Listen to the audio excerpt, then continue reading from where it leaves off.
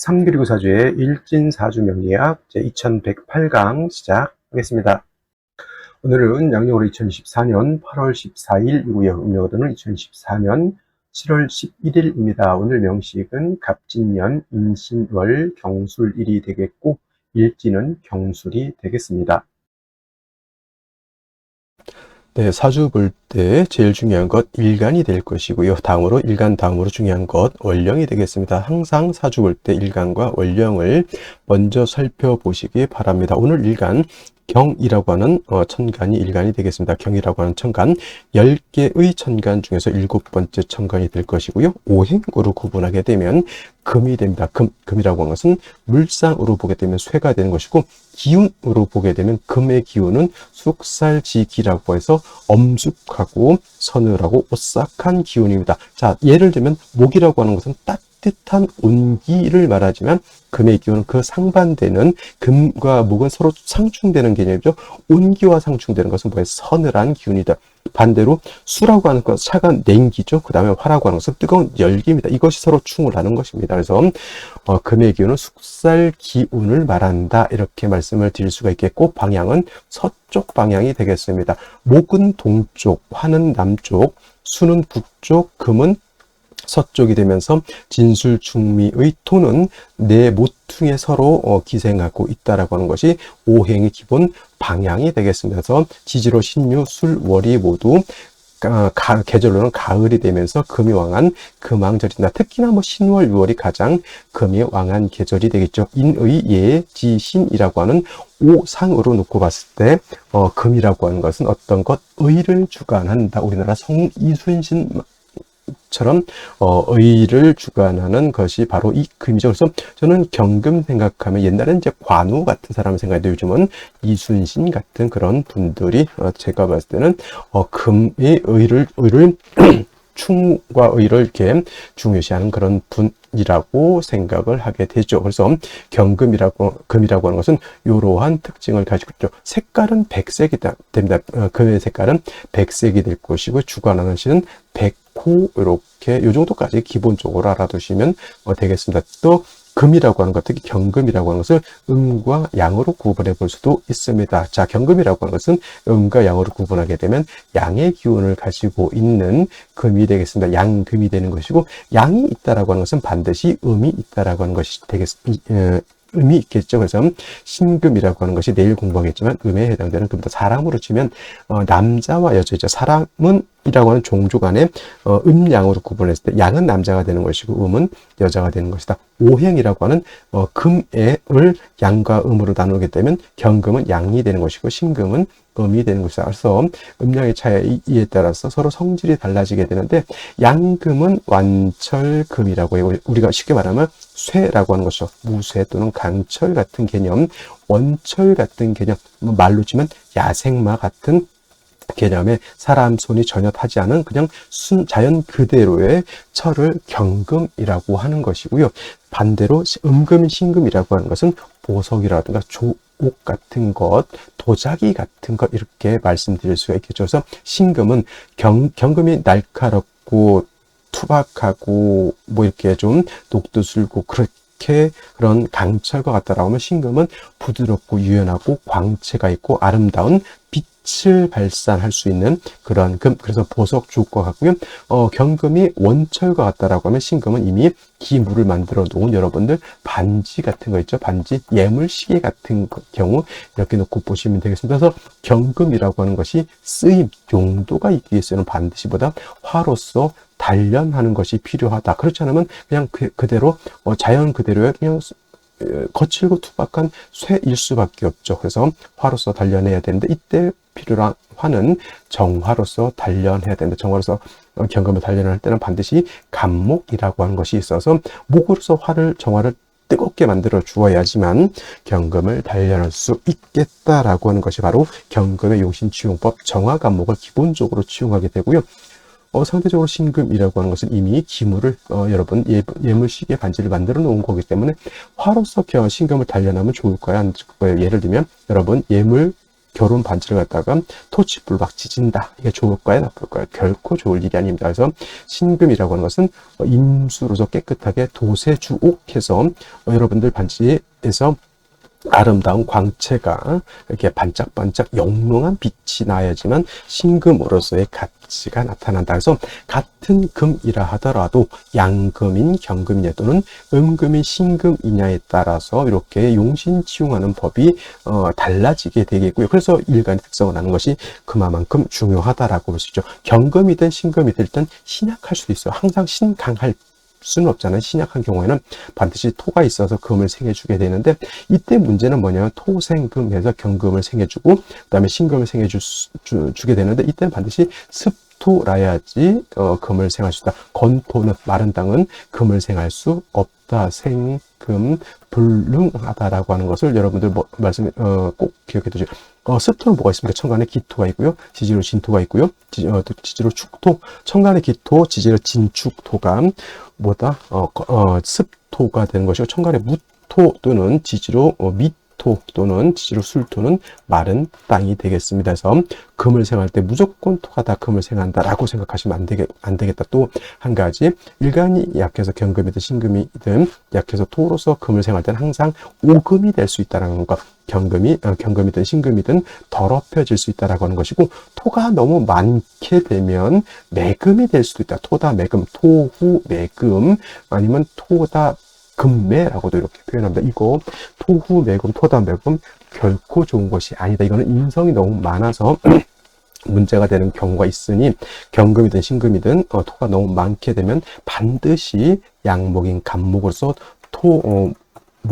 극토에서 인성의 토를 갖다 제거해준다. 제극인해줘야 된다. 이때는 용제파인이라고 해서, 경금이든 신금이든 토가 너무 많게 되면 재성인 목으로서 토를 갖다 제거시켜줘야 된다라고 하는 것이 기본적인 경금의 용도가 되겠습니다. 일단 경금일간은 용도 쓰임이 있기 위해서는 반드시 정화 간목을 필요로 한다. 사시사철 정화 간목을 위주로 용신을 충하되 나머지 글자들이 있습니다. 임수, 개수, 무토, 기토, 간목, 을목 등등등등은 뭐다?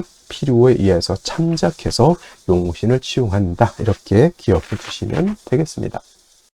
자, 다음으로 경금일간이 태어난 월령에 대해서 알아보도록 하겠습니다. 자, 월령이라고 했고요. 그 다음에 월지라고도 하고 월원이라고도 표현한다. 이 월령, 월지, 월원은 월주의 지지를 말하는 것이고, 제가 말씀드렸던 월령이 왜 중요하냐? 계절의 개념을 가지고 있다. 춘하, 추동의 개념을 가지고 있다. 단지 이것만 가지고 제가 월령이 중요하다라고 말씀드린 건 아니고요. 이 월령이라고 하는 글자, 한 글자 안에는 왕세 와 한열의 개념을 알 수가 있겠다. 왕세 한열을 100% 이걸 가지고 볼 수는 없지만은 왕세와 한열이라고 하는 것을 갖다가 가늠해 볼 수 있는 가늠자 역할을 한다라고 볼 수 있죠. 그래서 예를 들면 신유월 같은 경우는 금이 왕한 계절이 될 것이고요. 신유월, 그 다음에 예를 들면 인묘월 같은 경우가 있죠. 인묘월 같은 경우는 이거는 목이 왕한 계절이 될 것이다. 그 다음에 해자월 같은 경우에는 해자월은 이때는 수왕절이 되는 것이고, 그 다음에 사오월 같은 경우에는 이거는 화가 왕한 계절이다. 진술축미월은 토가 왕한 계절이다. 이거 왕세로 이렇게 기본적으로 알 수가 있겠고, 한열이라고 하는 것은 사오미월은 염렬한 염상절, 굉장히 뜨겁다는 얘기고, 해자축월은 어떤 계절? 그렇죠. 엄동설 하늘 겁나게 억수로 춥다라고 하는 계절인데, 이 원령 하나만 가지고도 이런 것들을 알 수가 있겠고, 반드시 왕세와 한열이라고 하는 것은 뭘 해야 된다? 중화를 이루어야 된다. 이 중화를 잃게 되면, 이루지 못하게 되면 굉장히 좋지 못한 사주가 되는 것이고, 중화를 얻게 되면 북이 쌍전할 수 있는 그러한 좋은 사주가 될 수 있겠다라고 하는 것 꼭 명심해 두시고요.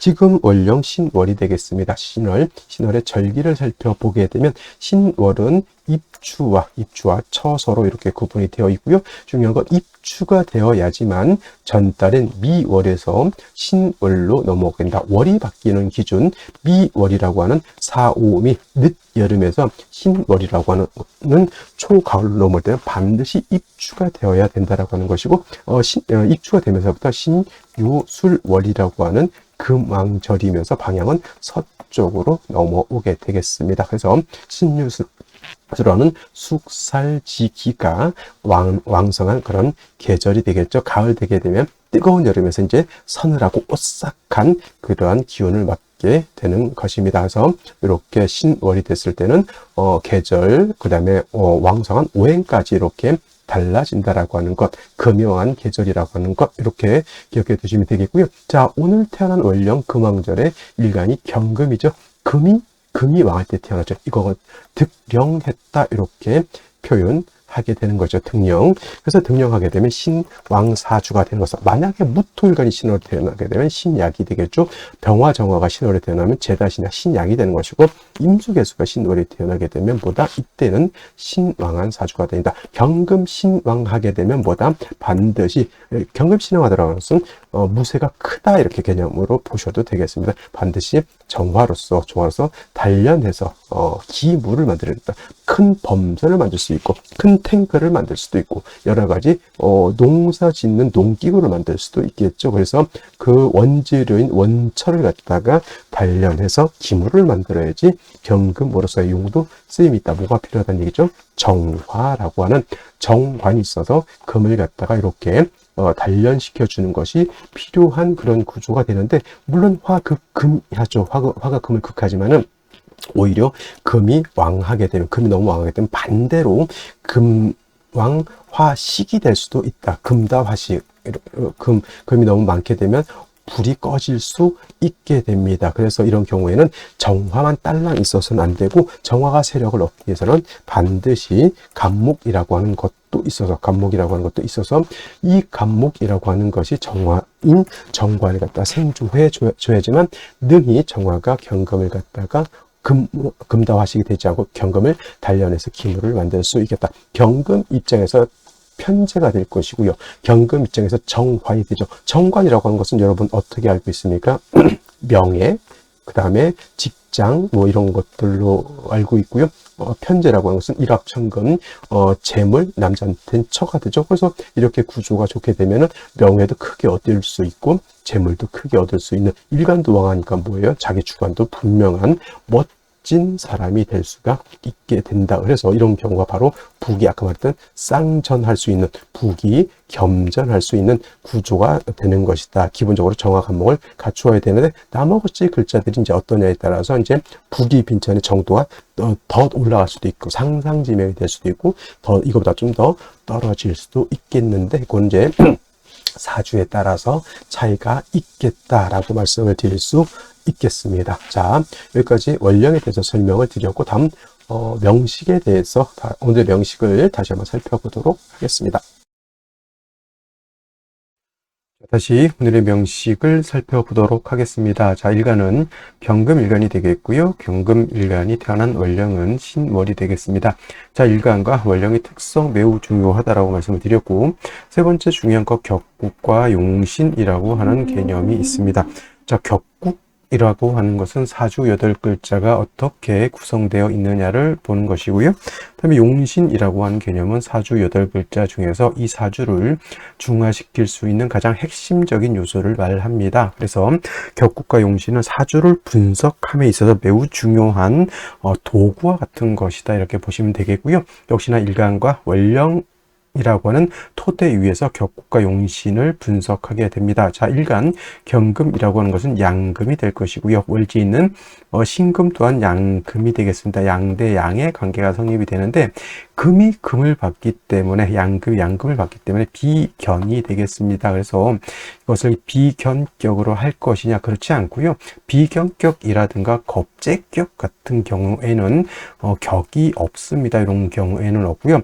양간이 월지가 자기가 포함된 오행의 임관지라면, 예를 들면 경금은 금이죠. 신은 금의 임관지가 해당이 되잖아요. 그러면 이런 경우에는 이것을 걸록격이라고 한다, 이렇게 공식적인 격이 있습니다. 그래서 경금 신월에 태어나면 걸록격에 일간이 월령을 얻었기 때문에 신왕사주가 되는 것이고, 참고로 걸록격이 될 수 있는 것은 또 뭐가 있을까요? 간목일간이 월지가 목의 임관지가 되려면 인월이 될 것이고요. 그 다음에 병화와 무토라고 하는 것은 월지가 사월이면은 이 또한 걸록격으로 볼 수가 있고, 지금 경금은 신월, 임수는 해월이 되게 되면은 이거는 걸록격이 된다. 양간이 월지가 그 오행의 임관지가 되게 되면은 걸록격이 된다. 이거는 공식적인 격에 해당이 되고요.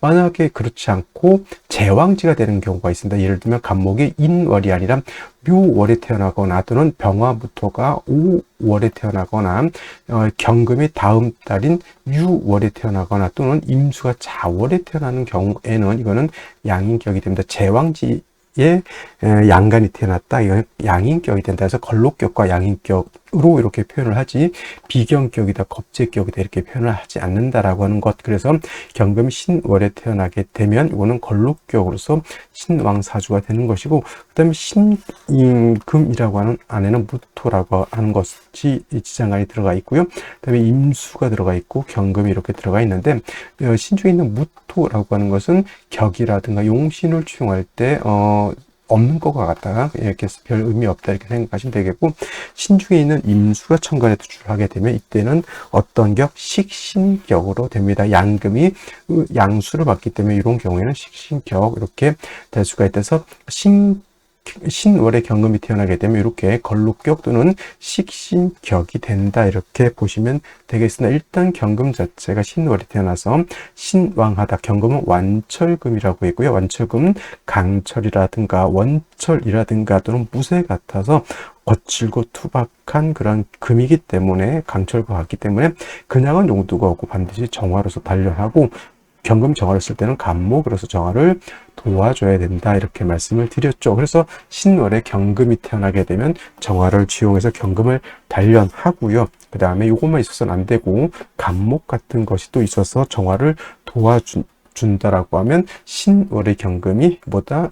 중화를 이룰 수 있다. 만약에 금수가 많아서 한습해지는 경우에는 병화는 별도로 조후의 용도를 쓸 수는 있겠지만은, 뭐 신월 같은 경우까지는 아직은 그렇게까지 조후의 긴박성이 크지는 않다 이렇게 볼 수가 있습니다. 하지만 금수가 많아지는 경우에는 병화까지도 취용할 수가 있는데, 신월의 경금은 정화, 간목을 위주로 용신을 취용한다 이렇게 정리를 해 두시면 되겠습니다. 자, 근데 이렇게 월간을 먼저 보도록 하죠. 월간 이렇게 임수가 투출되어 있죠.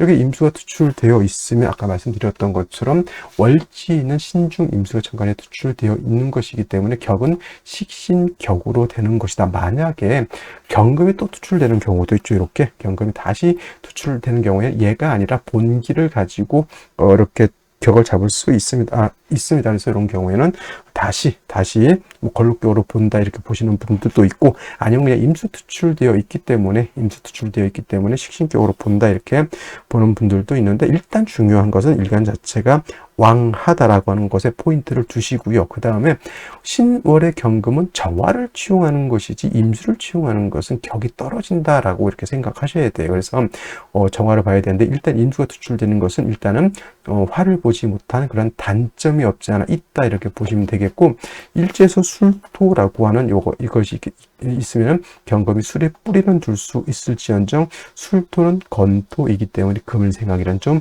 어렵겠다라고 하는 생각. 그 다음에 연지의 진토라고 하는 또 토를 얻었습니다. 진토는 습토죠. 습토는 금을 생할 수 있습니다. 근데 중요한 것은 일간 자체 경금이 원령을 얻어서 왕하기 때문에 굳이 이렇게 인성인 토가 있어서 다시 왕한 금을 생해 줄 필요가 있느냐라고 하는 것은 조금 생각해 볼 필요가 있습니다. 책에는 뭐라고 되어 있냐면, 원령을 얻어서 왕한테 굳이 수구로의 인성으로서 일간을 생겨해 줄 필요가 있느냐 이렇게 약간 회의적으로 이렇게 표현하는 내용도 있긴 합니다. 그리고 연간 보게 되면 간목이라고 하는 것이 있는데, 정화가 있었다라고 하면 이제 일단 뭐 생시에서 올 수도 있겠지만, 정화가 있다라고 하면 간목은 정화를 생조해주는 길신으로 작용할 수 있는, 즉 관을 생할 수 있는 재성으로서 작용할 수 있는 그런 있는 글자다라고 하는 것. 신월에 임수 투출된 거 만약에 화가 전무하다 그러면 그냥 왕금의 균을 설하고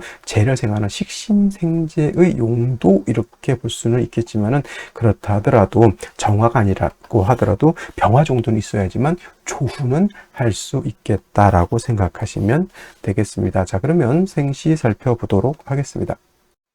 자, 생시 제일 먼저 병자시를 보도록 하겠습니다. 자, 병자시가 되게 되면은, 자, 신월이 임수 투출되어 있죠. 요거 진술충은 되지 않습니다. 그렇다고 해서 중간에 술토가 끼어 있기 때문에 신자진 수국이 형성되는 것도 되는 걸로 볼 수가 없어요. 왜냐하면 중간에 토가 있으면 물이 어떻게 돼? 물이 산을 넘어서 이렇게 연결되기는 좀 어렵죠. 그래서 신자진 수국은 어렵고 진술충도 좀 어렵다 하지만 그래도 신월에 진토에 임수 투출되어 있고 자수까지 얻게 되면 사주가 어떻다? 한습해진다라고 하는 점. 신중에 있는 임수가 투출돼서 간목을 생하다 보니까 식신생재가 되겠죠. 많이 사주가 한습해진다라고 볼 수가 있습니다. 그래서 이 간목이 다시 병화를 생해서 조후하는 용도로는 쓸 수 있지만 병화는 경금을 단련하는 용도는 없다. 오히려 술중 정화 가지고 간신히 조금 이렇게 해볼까 이렇게 생각을 하는데 술중 정화는 거의 그냥 무시해도 크게 이렇게 작용력이 없다 이렇게 보시면 되겠습니다. 만약에 뭐 이렇게 대운에서 5대운이어서 오술 합의되는 경우에는 술중에 있는 정화가 살아난다 이렇게 보지만은 술중에 있는 정화만 가지고는 그냥 저기 화로에 있는 불씨 하나 정도 이렇게 생각할 수 있어요. 그거 가지고 경금을 단련하기는 좀 어렵다 이렇게 보시면 되겠고, 병술씨 같은 경우는 똑같이 병화가 투출되어 있습니다. 술토 두 개, 이거는 인성이라고 하는 것이 굉장히 좀 많은 것으로 볼 수가 있겠죠. 만약에 이 사주가 금수운으로 가는 경우에는 병화는 조후의 용도로 쓸 수 있겠지만 목화운으로 가는 경우에는 칠살 병화가 크게 살아나게 되면 오히려 일간을 극해버리는 역할을 하게 된다. 임수로서 오히려 목을 생할 것이 아니라 임수로서 병화를 통제시켜줘야 되는 것인데 간목이 있게 되면은 수생목 목생화에서 오히려 칠살이 경금을 공격하게 된다. 그래서 병자시하고 병술시하고 똑같은 병화임에도 불구하고, 그렇죠? 병술의 병화하고 병자의 병화는 차이가 있다. 이렇게 보시면 되겠습니다. 또 정축시 같은 경우에는 정화가 정관에 투출되어 있습니다. 이 정화는 술 중에 있는 정화가 투출된 걸로 볼 수가 있겠고요. 그래서 정화 자체가 굉장히 세력이 크지는 못합니다. 연간에 있는 간목이 정화를 생해줘서 이 정화 경금을 단련할 수는 있겠다. 만약에 간목이 없었다고 하면 임수는 정화를 극하겠죠. 어떤 분들이 이렇게 떨어져 있는데 정화하고 임수하고 서로 합한다, 정임 합한다 이렇게 보시는 분들인데 이건 잘못된 겁니다. 이거는 떨어져 있으면 합의되지 않아요.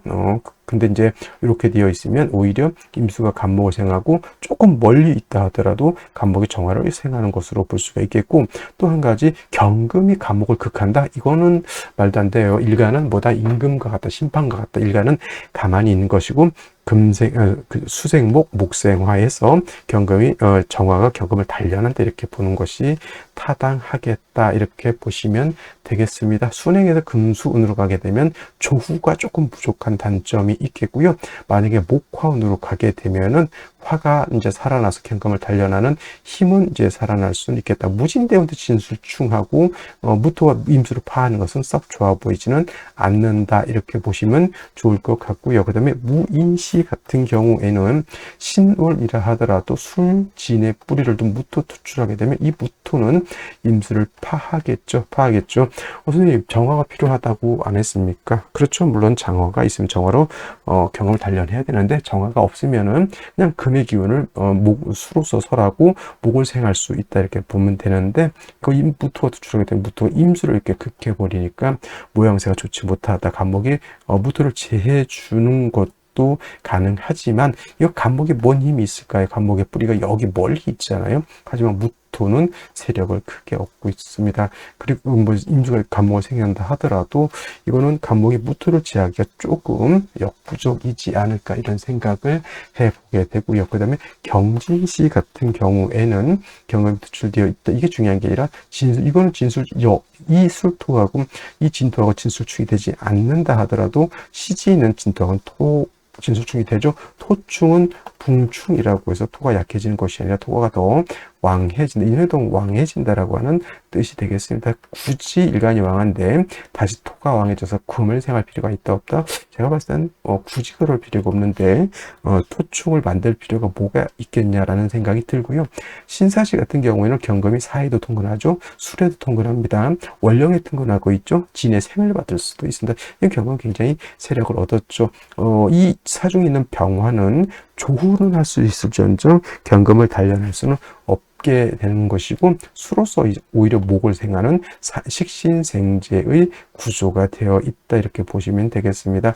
이런 경우에는 목화운보다는 금수운 가는 것이 제가 봤을 때 좀 더 낫지 않을까. 그렇다고 해서 엄청나게 좋은 사주냐, 그것까지는 아닌 것 같고요. 이모시 되게 되면 이것이 이제 오술합이 되죠. 오술합.